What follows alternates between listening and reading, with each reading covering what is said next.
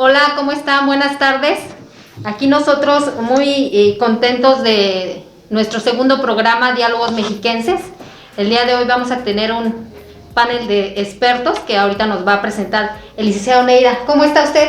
Bien, Lupita, muy buenas tardes. ¿Cómo buenas va tardes. La pandemia? Pues ahí saliendo, ¿no? Saliendo ya, esperemos que esto se componga porque ya tenemos que reactivar nuestra economía en el país. Efectivamente, y qué importante este tema de la reactivación económica.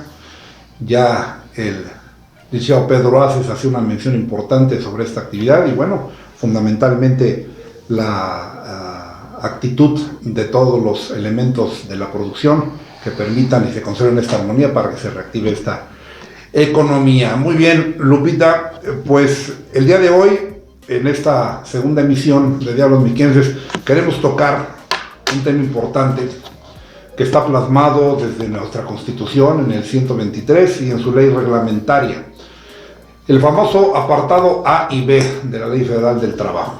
Hoy nos acompañan sindicalistas por parte del apartado A en estas dos grandes vertientes, todo el tema de la relación laboral de este esquema asalariado, por ponerlo así, y por otro lado todo lo que es la industria de la construcción, que es una importante actividad que reactiva sustantivamente la economía y más en estos tiempos que vivimos, y por otro lado el apartado B de un extraordinario funcionario inmerso en la seguridad pública y que preside el movimiento nacional en pro de la justicia.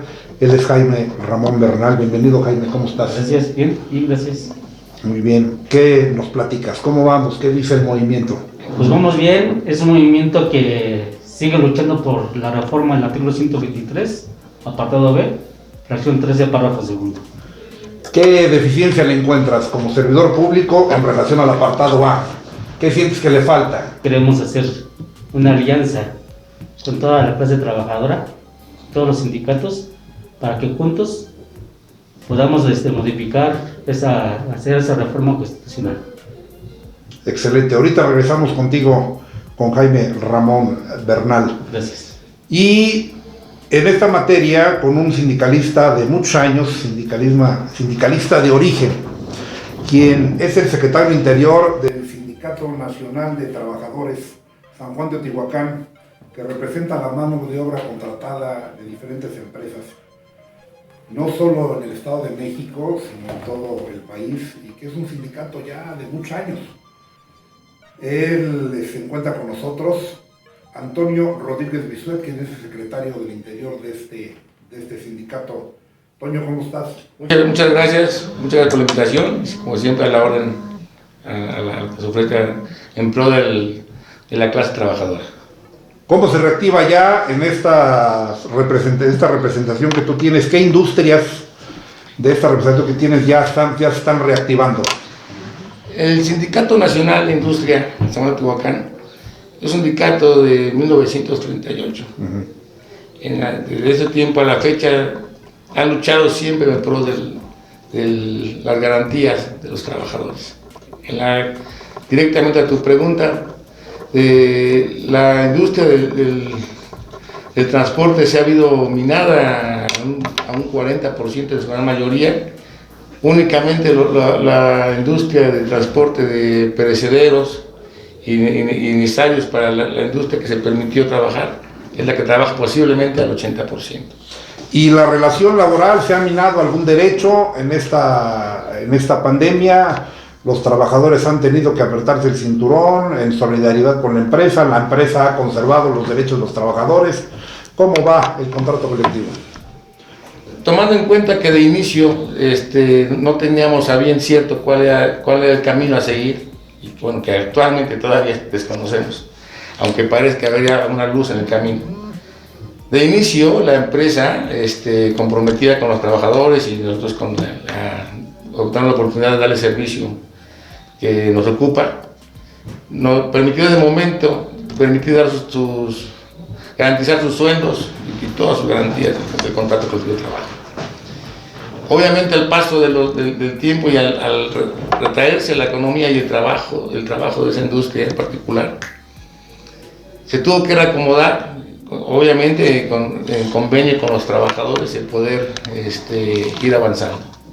¿Qué quiere decir con esto? Vamos, que haciendo asambleas, las permitidas, porque también no es tan fácil en este tema actualmente hacer una asamblea, pero sí con los delegados que a su vez pueden dar información a los compañeros, llegar a acuerdos para poder seguir avanzando, que la empresa no cierre la fuente de trabajo y que también el trabajador se comprometa también con el empleador, que hay que dar también el valor muy importante del empleador. Y también se encuentra con nosotros un extraordinario, no solo servidor público, sino sindicalista, inmerso mucho en la industria de la construcción, Antonio Cárdenas Escobedo. Él fue secretario general de la sección 64 del Sindicato de Trabajadores de la Construcción, sindicato emblemático de don Adelfo Toledano, a quien lo recordamos con afecto y el respeto de siempre, de allá del oriente mexiquense. Y también actualmente Antonio Cárdenas Escobedo es el secretario de Organización y Promoción Sindical del Sindicato de Trabajadores Mineros del Comité Nacional. Toño, bienvenido, ¿cómo estás? Muy bien, secretario, pues aquí estamos en este panel, ¿sí?, de diálogos mexiquenses. Le decía yo a la licenciada Lupita que esta oportunidad que nos dan para podernos expresar y poder poner en la mesa los temas que creo que hoy, a los que estamos aquí presentes, es muy importante, ¿sí? Creo que hoy el compañero que hoy nos acompaña, Jaime, y mi tocayo, ¿no?, que así yo le digo a mi tocayo Toño, que también es un sindicalista de muchos años, donde independientemente del tipo de trabajador, como lo marca el artículo 123, donde nos clasifican por apartado A y por apartado B, que al final de cuentas somos trabajadores, ¿no? Y lo decía muy bien Jaime, hoy tenemos que poner mucho énfasis y, ¿por qué no?, ¿sí?, hablar con nuestros representantes ante las cámaras para que haya esa reforma y que todos tengamos los mismos derechos y las mismas oportunidades, independientemente que seamos de la iniciativa privada o del gobierno. En ese orden de ideas quiero agradecerle al secretario general de la CATEM, de donde somos hoy y formamos parte de este comité. Gracias, secretario licenciado Jorge Neira, gracias a Lupita, que también ella es la que está impulsando estos diálogos mexiquenses, y que esperemos que no sea la primera vez que nos inviten, que sean muchas veces.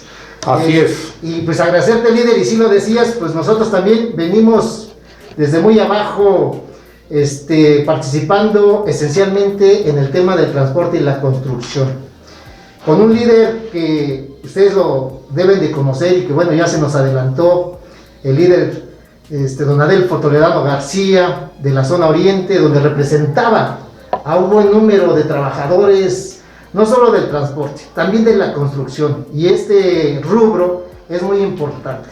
Y bueno, en mi primera intervención quiero decirles que seguimos trabajando con ese ejemplo de ese gran líder, hoy con esta oportunidad que tenemos de representar también algunos sindicatos en esa zona. Vamos a seguir trabajando y vamos a echarle ganas. Muy bien. Muchas gracias. Ahorita retomamos con Toño porque la construcción es un tema fundamental para la reactivación Muy económica. Es muy importante ahorita por todo el tema que estamos viviendo. Así es. Pues miren, vamos a platicar. Ramón, nosotros quisiéramos o queremos que nos explique este apartado B del 123. ¿A partir de cuándo se viene este cambio de algunas cosas hasta cierto punto inconstitucionales y violatorias de los derechos humanos? ¿Por qué se da? En la actualidad dice que si un policía, ministerio público o perito son destituidos de su cargo, ya no procede la reinstalación, aún comprobando ante los tribunales que dicha separación es injusta. Con ello le quita la certeza laboral a estos trabajadores de la seguridad pública y de procuración de justicia. Y ello viene como consecuencia, aunque mucha gente no lo crea, la corrupción policial. Porque cuando hay mandos que están coludidos con el crimen organizado o con algunos intereses, y ellos dan órdenes contrarias a derecho a los policías, y voy a ir con palabras muy fuertes y palabras sí, fuertes, cuando se da órdenes de que se hagan fosas y se entierren a personas ahí, el policía a veces tiene que obedecer esas órdenes, porque si no, está de por medio su trabajo, pero su carrera policial.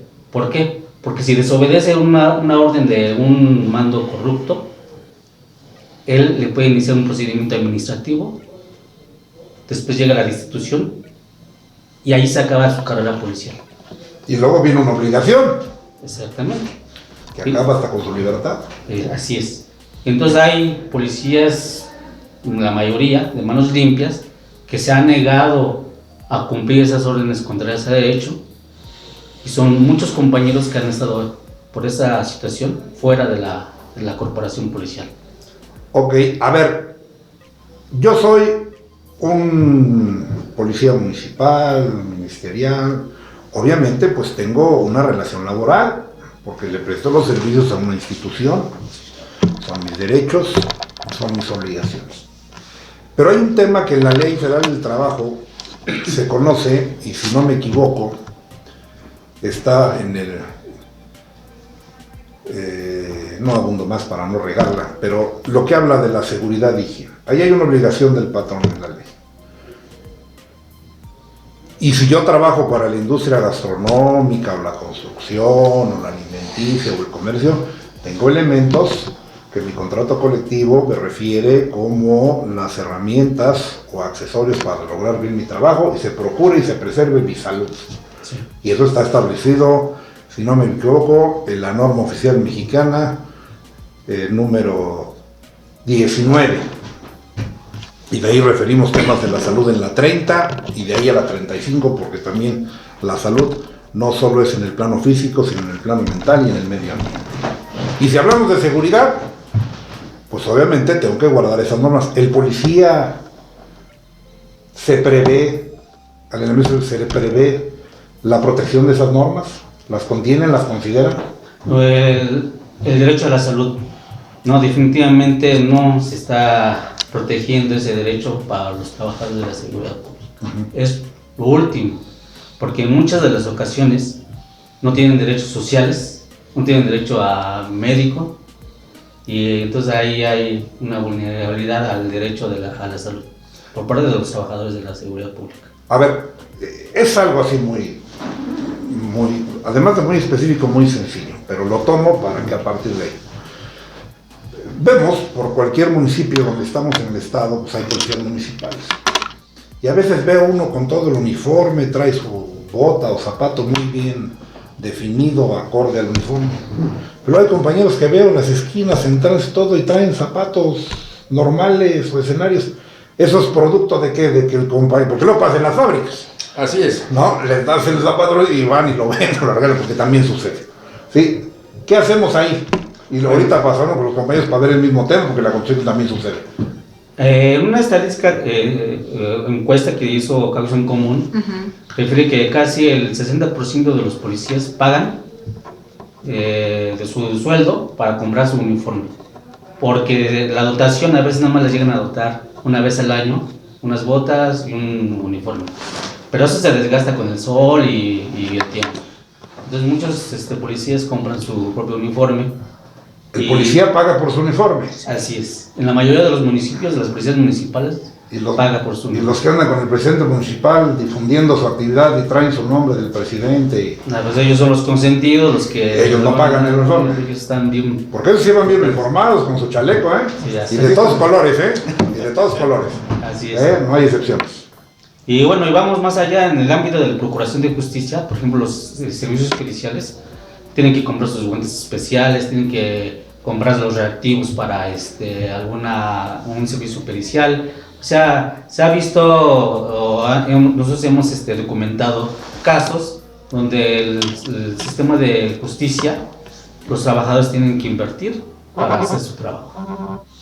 Ok, sí, eso queda claro, y salvo lo que mejor opinen, y sobre todo las personas que nos están escuchando, pues es lamentable que un oficial de policía tenga que pagar por un instrumento que protege su vida, mientras invierte en un uniforme de difusión, ¿no? Claro. Publicitaria del... Sí, y eso es en el mejor, yo creo, de los casos, ¿no? Porque la mayoría de ellos pagan pagan sus mismas balas, sus mismos... Sí. O sea, es para usar una patrulla que en realidad sirva. Yo creo que hay algo muy importante.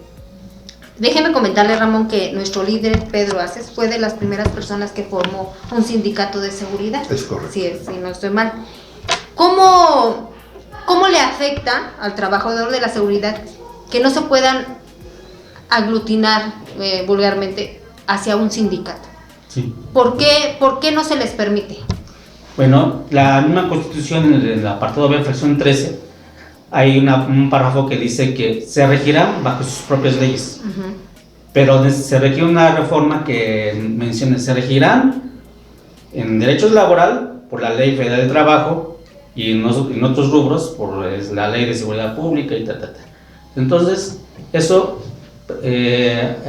ha ocasionado que la Corte mencione en distintas jurisprudencias y pronunciamientos de la Corte que la relación Estado-Policía es una relación meramente administrativa, no es una relación laboral. Por eso cuando a un policía es dado de baja, no acude al tribunal laboral, tiene que acudir al tribunal administrativo. El contencioso administrativo, el tribunal de arbitraje, según el caso. Así es. Uh-huh. Y por lo tanto también es actualmente, a pesar de que es un derecho, la sindicalización para todos los trabajadores, es un derecho humano, se le niega por la Constitución y por los pronunciamientos de la Corte a este derecho a 750,000 trabajadores. Somos la segunda fuerza laboral más importante de México, que no tiene derecho a la sindicalización. Entonces se requiere hacer una reforma policial democrática, donde en verdad se puede hacer estos cambios para una sindicalización policial. Obviamente también tendría que ser un sindicato con un régimen especial, porque también los policías no podrían irse a una huelga, porque ahí sí afectaría a las... Claro. Sí, ahí queda muy claro. A la sociedad. Ahí queda muy claro. Pero porque sí que se respeten sus derechos laborales. están afectando un servicio público. Así es. Pero que esos derechos en que afecta el servicio público, pues no violenten, porque finalmente son trabajadores. Quisiéramos ahora pasar al apartado A para ver el tema de cómo ahorita en esta situación de la pandemia ha afectado al trabajador, al empresario, a la construcción, porque hubo un tiempo de la pandemia que se paró la construcción. Entonces quisiéramos saber, ustedes que están con el trabajador, con el empresario, ¿cuál es la vivencia? ¿Qué les platican? Pues, bueno, adelante, compañero. Gracias, tocayo. No, pues fíjate que, Lupita, en el tema de la construcción creo que es uno de los rubros donde genera economía y genera empleos. Entonces se vio muy afectada en este tema de la pandemia, donde pues se paralizó en todo el país las obras, ¿no? Las obras tanto públicas, pero más las privadas. Sí. Entonces, al final de cuentas, los trabajadores que vamos al día, pues nos vimos muy afectados en nuestra economía. Además de eso, creo que la afectación que nos está pasando con esta pandemia, pues obviamente ha afectado a gran parte del Estado de México, hablando de nuestro estado. Y bueno, creo que hoy, ya con la reapertura de algunas actividades, ya va caminando la construcción. Creo que en la zona donde su servidor tiene sus actividades, hay un problema que nos afecta mucho, ¿sí? Y afecta al transportista, al constructor, y todas estas actividades van relacionadas pues con muchas actividades, ¿no? Que son y viven de la construcción. Uh-huh. Yo les ponía de ejemplo, a ver, la construcción genera trabajo para un transportista, y este transportista pues le da trabajo a choferes. Sí. Y los choferes obviamente de ahí a las familias, a los que venden la comida. Entonces se ha visto muy afectado. Yo creo que ahorita con la reactivación económica ¿sí? Que ya se está dando paulatinamente. Vamos a reactivar esta industria de la construcción favorablemente. Yo les decía que nos ha afectado mucho porque, por experiencia que hemos tenido, las constructoras particulares que llegan muchas veces a los municipios a trabajar, ya vienen con un contrato colectivo, ¿sí? Ya vienen con un contrato colectivo y ahí nosotros nos vemos imposibilitados para poder acceder al trabajo. Se malbarata, ¿no? Se malbarata. Ya llegan directamente con el gobierno municipal, ellos se ponen de acuerdo, ponen sus tarifas y lo más grave, que el trabajo se lo dan a otras personas que vienen de fuera y no a los locales. Pero además, si me permites, y nos ha tocado esa experiencia, no me dejarás mentir, llega la empresa con un contrato o llega el sindicato de fuera con un contrato y ese contrato lo vende. Así es. Entonces trafican con la contratación colectiva y eso malbarata la mano de obra y eso afecta bastante, ¿no? Exactamente, ese ha sido nuestro problema de muchos años. Sí. Y hace un momento, cuando tuve la oportunidad de hacer uso de la palabra, les comentaba yo que nuestro líder en ese momento, ¿sí? Adelfo Toledano García, él era un líder luchador social. Sí. Él defendía, pero con todo, ¿sí? Los intereses de los trabajadores y esencialmente lo que es la construcción y es el transporte. Sí. Nosotros lo que hacíamos era hacer paros. ¿Sí? Al final de cuentas teníamos que manifestarnos ante las autoridades municipales para decir, ¿sabes qué? Nosotros somos de aquí de la zona, aquí va a haber una obra y pues necesitamos trabajo. Claro. ¿Sí? Y entonces esa fue una forma donde pues también las autoridades municipales fueron viendo la fuerza de los trabajadores y sí logramos muchas cosas muy importantes. Hoy nosotros también ya organizados con el respaldo, porque hoy sí lo puedo decir, tenemos el respaldo a nivel nacional del secretario general de la CATEN, ¿sí? El senador Pedro Aces Barba, y bueno, aquí en el Estado de México con el liderazgo de nuestro secretario general Jorge Neira, pues estamos haciendo eso. Hoy con la reforma laboral tenemos más oportunidad de llegar con los trabajadores y decirles, ¿saben qué? Hoy hay una nueva opción sindical. Hay un sindicato moderno, incluyente, abierto, que va a la vanguardia y que el objetivo principal es defender los intereses de los trabajadores y más de los que nos dedicamos a la construcción. Sí. La construcción es muy importante para el desarrollo no solo de un municipio, de un estado, de un país, de completamente. Un país. Por ejemplo, Lupita, la construcción genera una derrama económica importante. Ya lo dijo Toño Cárdenas, pues hay una inversión del transportista ahí al chofer, al compañero operador, y de ahí pues los accesorios, los alimentos, etcétera. Pero está la llanta, está la refacción, está el sí, es tema. una cadena, ¿no? Es una cadena. Los mecánicos. La construcción es una cadena que conlleva muchos trabajos. No nada más es el que construye, es el que desde el proveedor, desde a lo mejor a la señora que les vende las tortas a esas personas que están ahí trabajando. Es una cadena y es una fuente muy importante. El refresco es muy importante. La construcción, yo creo que en un país es un soporte. Es el motor. Es el motor, es un soporte. Entonces, al haber, a lo mejor, con lo de la pandemia, haber parado, pues se paró un poco ese sistema y por ende las fuentes de empleo fueron mermando. Pero yo creo que ahora es tiempo de empezar a trabajar y echarle ganas, ¿no? Y todo lo que no se pudo hacer, reactivarlo. Así es. Porque no podemos tampoco estar, es que no me dejaron, es que no hice. No, ahora yo creo que todo esto, hay personas que de los problemas sacan lo mejor. Y esto que nos pasó a nivel mundial, tenemos que sacar lo mejor. Así es. Y hay algo importante que no quiero que se me pase, me va usted a corregir si me equivoco. Los sindicatos dedicados a esta materia, con una excelente relación de muchos, porque no puedo negar que haya organizaciones muy serias en esta materia, y que tradicionalmente han venido generando una relación laboral por constructoras de mucho prestigio, y que permiten esas circunstancias. Sin embargo, no se ha erradicado el vicio de este tema de vender el contrato. Así es. O de malbaratar la tarifa con tal de obtener el contrato con la constructora, o en su caso, que venga la constructora con un contrato colectivo ya referido, como tú bien lo estableces, y que no le dé y que genere la mano de obra, es decir, que la importe la mano de obra, por decirlo así.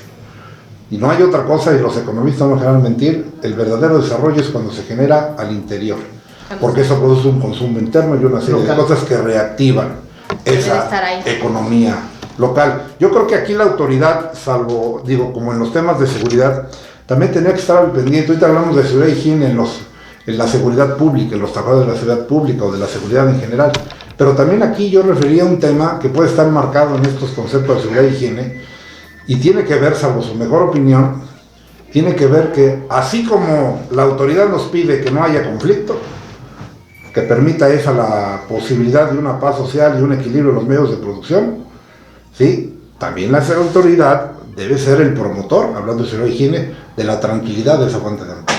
Claro. Porque luego hay mucho conflicto, hay muchos problemas, y es donde la autoridad creemos que debe hacer valer la posibilidad de que quien es el titular del contrato, en un ejercicio tan sencillo como lo marca la Constitución en su derecho de asociación, es decir, ahí está el contrato y hazlo respetar. Y no puedes tú venir nada más porque se te ocurrió a quitarle la fuente de empleo a alguien ahí, claro. Y la autoridad se quede mirando. Y muy importante lo que dice, fíjese que apenas hace unos días nuestro líder Pedro Aces hizo algunas declaraciones de que la construcción del Tren Maya, el trabajo se tenía que quedar ahí, porque ya había vivos que estaban vendiendo las plazas. Así es. Entonces, eso es lo que no se debe de permitir. El desarrollo primeramente se tiene que quedar en esa comunidad. Así es. Y ya después empezar a expandirse. ¿Pero por qué? Porque ese es el desarrollo. Porque bien, como usted lo dice, la gente se queja así, ¿y cuál es mi beneficio? Viene gente de fuera, vienen vivillos, ¿no? Que dicen, yo te voy a vender la plaza y te voy a dejar entrar. Y cierto lo que dijo el senador Pedro Aces, dijo, no, nosotros no estamos vendiendo nada. Y aquel que se le ocurra tendrá que verse con la justicia. Y la verdad sí es cierto, nos enfrentamos a ese problema. Porque así como Hacienda genera un listado y un catálogo de empresas de estas famosas factureras, también debe ser la autoridad de definir, claro, ¿no? A todos estos, lo vemos en Santa Lucía, es un manoseadero y una bola de empresas y yo tengo el contrato y yo no sé qué, y la verdad únicamente genera una condición de mucha, ¿qué será la palabra? Desilusión. Encono, sí, y obviamente una incertidumbre total. Claro. Y eso pues afecta a cualquier inversión, pero ¿quién se queda mirando? El trabajador y el que vive ahí. Exacto. ¿Sí? Y en razón de eso, creemos que en la zona oriente, que es una importante parte del Estado en esta materia, como en otros, pero es tradicional de todas estas acciones que viene desarrollando, debería la autoridad federal, estatal y municipal, en cualquier construcción, como requisito, al menos el ayuntamiento, vas a construir las casas, así como tienes tu permiso y tus cuestiones de densidad y tu número ya, ¿cómo se llama? El número de alineación oficial, tú lo viviste esto como secretario del ayuntamiento, todos esos ejercicios, es decir, pero toda la mano de obra del municipio. Se tiene que quedar en el municipio, en la comunidad. Como un derecho. Como un derecho. Sí. Al final de cuentas. A lo mejor para efectos ahí de orden, de ejemplos de algunos otros temas, de algunas otras, ¿cómo les llaman? Jurisprudencias, perdón, pero no viola nada. Es que no puedes negar el trabajo, no se te lo voy a negar, pero primero los de casa. Claro. No, primero los de casa. Porque es donde viene el desarrollo. Así es. Entonces, es seguridad para todos. ¿Estamos de acuerdo? Sí. Y otra industria que está ya muy clara en esta reactivación económica es la automotriz, mi compa. ¿Qué nos platicas ahí? Bueno, el tema de automotriz y parte de la industria transformadora en México empieza a tomar su camino. Tomando en cuenta desde el principio que hay círculos de producción para que llegue a efecto una actividad en la construcción o en el tema del automotriz, para que pueda trabajar, es un círculo para que pueda llegar a cabo, que van de la mano para la industria transformadora. Esas industrias, el tema principal ahorita, lo que tenemos que ser garantes nosotros, es la seguridad de los compañeros. De inicio viene la contratación colectiva, de inicio viene el tema de la seguridad y higiene. Muy importante en el contrato colectivo de trabajo. Obviamente en esos contratos no estaba el tema del COVID, que ahora tenemos que incluir. Exactamente. En esos contratos colectivos de trabajo. Los temas, cuáles son los proyectos o los protocolos a los que podemos llegar para garantizar la seguridad de los compañeros. Si bien es decir, las empresas están muy comprometidas en su mano de obra y en lo que ofrece y lo importante que es para su empresa, que sus trabajadores estén sanos y sus familias. Hemos trabajado en avanzar en el tema de seguridad. ¿Cómo? Pues con lo más cercano e innovando en muchos casos, la gran mayoría innovando para garantizar la seguridad. Partiendo de ahí, la industria se está reincorporando. Quiero pensar que en un 70% de su capacidad, que es una gran ventaja de momento. Partiendo, yo me atrevería a manifestar lo que establece el artículo 123, que manifiesta de inicio que el trabajador tiene derecho a un trabajo digno y socialmente útil. Refiriéndome a lo que manifestaba aquí el compañero, ahí deberíamos avanzar. Y también manifiesta ese mismo artículo que el Congreso de la Unión es el garante de las normas y expectativas para llegar a cabo. Es ese punto primordial. El derecho a un trabajo digno y socialmente útil. Entonces, es donde tenemos que empezar nosotros como líderes a trabajar, y ahora en CATEME, en manos de nuestro líder estatal Jorge Neira, y en el caso de nuestro líder nacional, el senador Pedro Aces Barba, que esas voces se escuchen de inicio en el Congreso de la Unión. Es correcto. Tenemos mañana, si no me equivoco, ya la inminente firma de este tema del TEMEC. Ya están los 3 países haciendo lo propio. El presidente de la República ha anunciado una serie de temas. Este TEMEC se tuvo, obviamente, sus efectos en las leyes mexicanas, como ustedes lo saben, y de eso derivó la reforma laboral. Una interrogante me queda, ustedes me la van a platicar con la experiencia que tienen. ¿Por qué?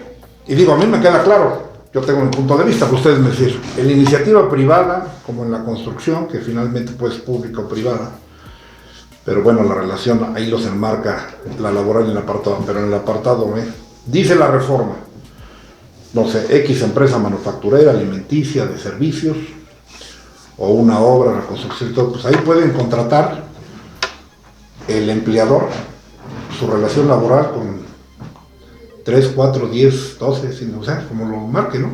Nos dice la ley. ¿Y por qué la autoridad, el gobierno, no permite eso? ¿Por qué en el apartado B no lo consideraron? Eso es una actitud de donde marca, a mi punto de vista, con una condición limitada en las libertades, ¿sí? Es decir, allá, ustedes van... 20, ¿no? Ahí se arreglan, ¿no? Pero acá conmigo solo yo, ¿no? Entonces, ¿qué se debe hacer ahí? Mi juicio es que debe ser parejo, pero ustedes son los expertos. Toño. Sí, pues es precisamente las inconsistencias, ¿no? de estos apartados, ¿no? Al final de cuentas, ¿no? Es muy claro, ¿no? El apartado A con el apartado B, donde obviamente pues dejan vulnerables los derechos de los trabajadores, ¿no? Entonces yo creo que hace un momento lo decía el compañero Toño, ¿sí? Que el Congreso de la Unión es el que tiene que precisamente tomar cartas en el asunto, ¿no? Pero hace rato lo decíamos, ¿no? Yo creo que en esto falta mucho trabajo, y creo que lo que están haciendo ustedes es organizarse, empezar a presionar precisamente al gobierno, ¿sí? Hablando del apartado B, para que poco a poco puedan hacer cambios importantes. Cambios importantes en el artículo 123, en el apartado B, ¿sí? Precisamente que estamos hablando ahorita, y que, ¿por qué no? ¿Por qué no un solo apartado generalizado, ¿no? Entonces, yo veo esa situación, licenciado. Hay condiciones, por supuesto, que en el servicio público, pues obviamente hablamos de huelga, de paros, pues bueno, sí afecta, porque es una condición del servicio público, pero eso no debe vulnerar los otros derechos, ¿estamos de acuerdo? Es que Sí. es lo principal. Yo creo que, perdón, el compañero Toño acaba de decir algo bien importante. Hay una dignidad, y desde ahí se está rompiendo, porque es una cuestión indigna que mejor gente que en realidad comete un delito o hace cosas indebidas tenga más protección que a lo mejor un servidor público de la seguridad, ¿no? Claro. Y como también lo dijo, el Congreso tiene que ser garante de esas situaciones. Entonces, cuando a lo mejor al legislador se le ocurra voltear a ver y decir, ahí hay algo mal, ahí hay que reformar, a lo mejor podría cambiar esto, pero para eso se tiene que tener voluntad política.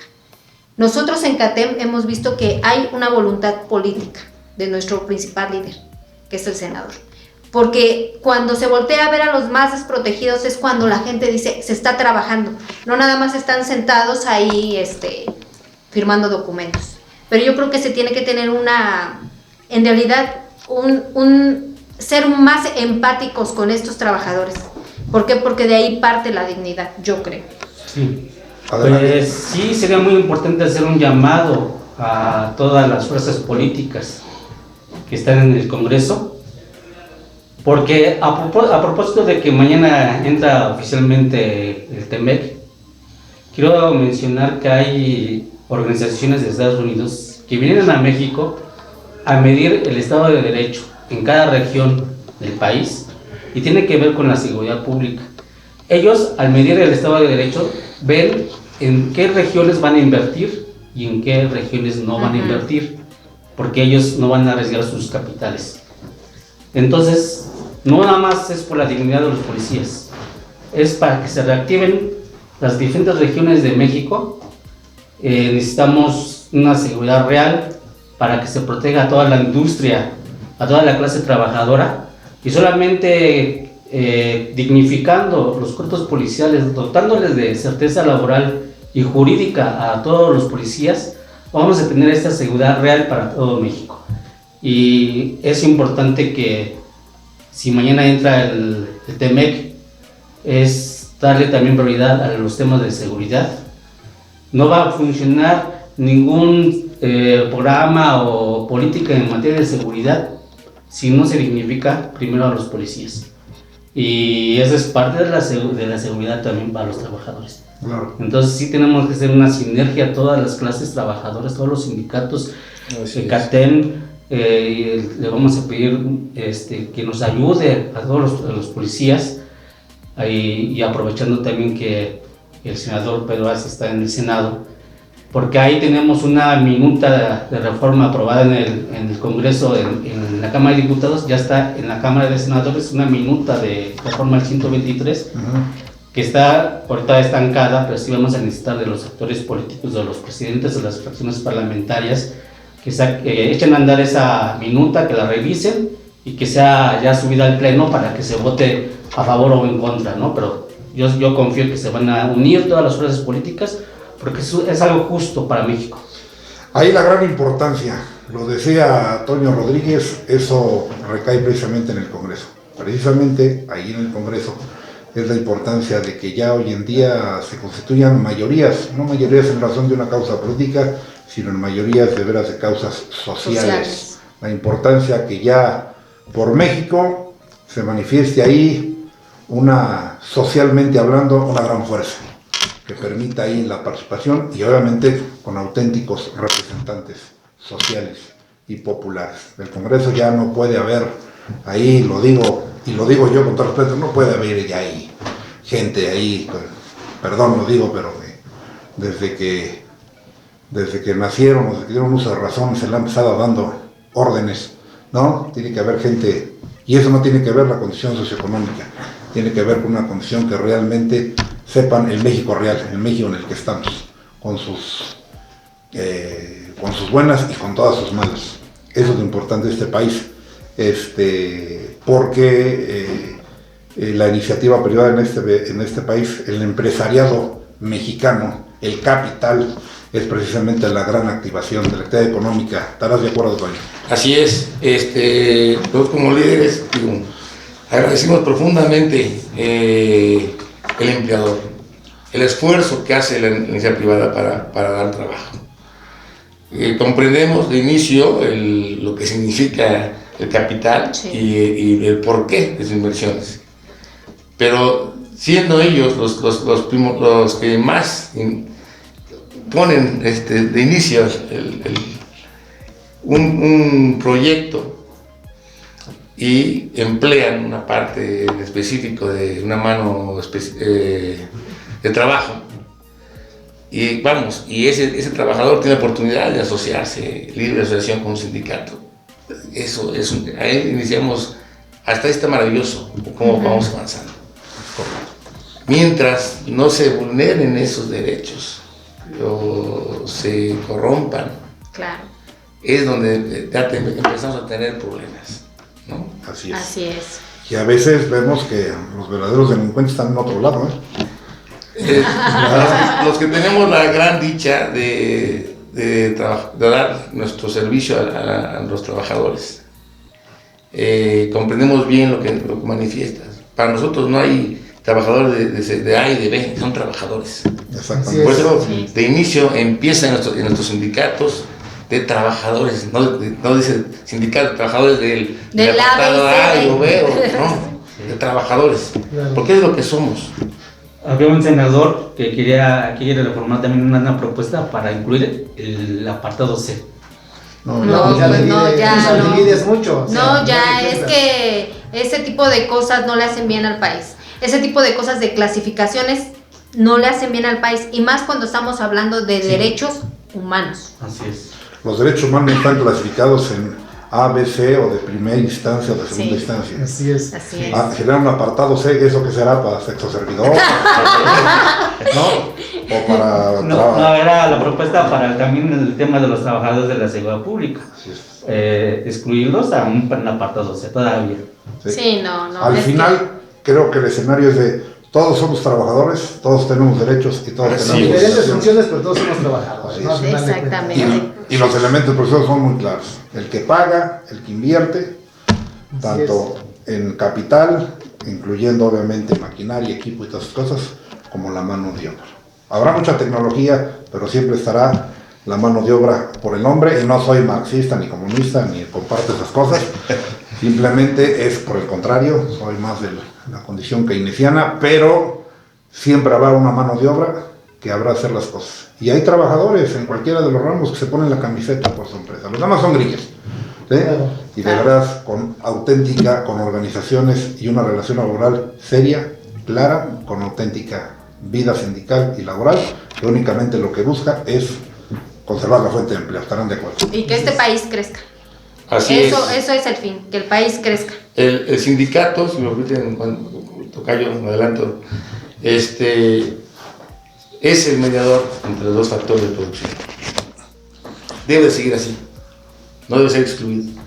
Exacto. Somos, considero, la parte que tiene la gran empatía con las dos partes y el compromiso con el trabajador. Agradecer al empleador y motivar a nuestros compañeros agremiados del sindicato a hacer valer ese poder que nos dan, esa oportunidad de tener trabajo y hacerlo con ganas, con orgullo, para que la empresa crezca y entonces exigir a su vez nosotros mayores recursos. Exacto. Porque estamos trabajando. Así es. Así es. Eso de inicio es lo que debemos seguir manteniendo, y que el Estado, que es el árbitro en este caso, nos siga dando la oportunidad de seguir ese camino sin que vulnere los derechos ya establecidos en la ley. Exacto. Y en el caso del tema de seguridad, de seguridad pública, pues modificar lo que en su momento funcionó. Ahora el mundo gira, pues también tiene que girar en base a lo actual, cuáles son las nuevas reglas para garantizar el que el trabajo sea digno y socialmente útil. Exactamente.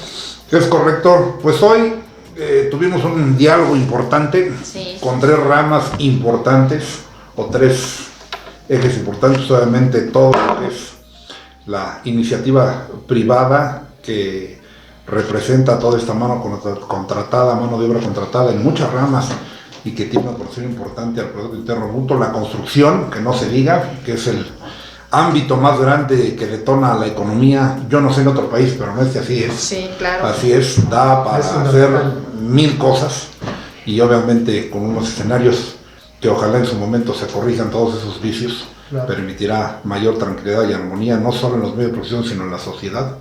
Y que bueno, en México, viviendo todas estas condiciones de difícil circunstancia social, pues hoy el trabajador de la seguridad pública tiene una especial circunstancia, que son precisamente sus derechos, porque además de que los derechos son limitados, socialmente está muy señalado.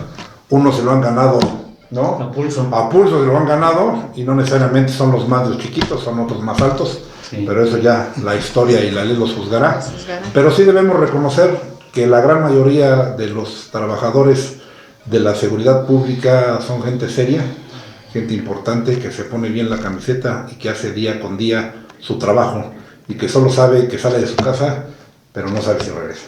Así es. Esa es la razón. Pues Lupita, Pues muchas gracias por haber estado con nosotros. Les agradecemos mucho que nos hayan compartido parte de sus experiencias, que nos hayan también llevado por estos diálogos. ¿Qué falta le hace a México los líderes sociales? ¿Y qué falta le hace a México ver al trabajador y al empleado, como usted bien lo dijo, al patrón de la misma manera?